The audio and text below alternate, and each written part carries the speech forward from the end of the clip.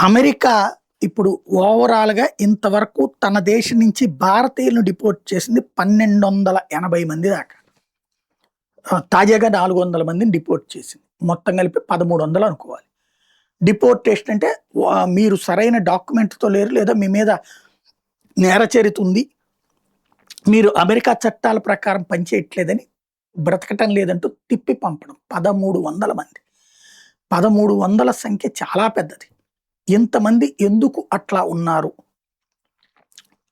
ఇప్పుడు ఇందులో ఒక బాధాకరమైన అంశం ఏంటంటే, అమెరికా డిపోర్టేషన్ చాలా అసహ్యకరంగా ఉంటది.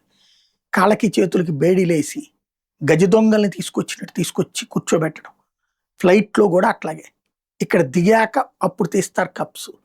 అలాగే చాలా అవమానకరంగా ప్రవర్తిస్తారు. అసహ్యకరంగా ప్రవర్తిస్తారు.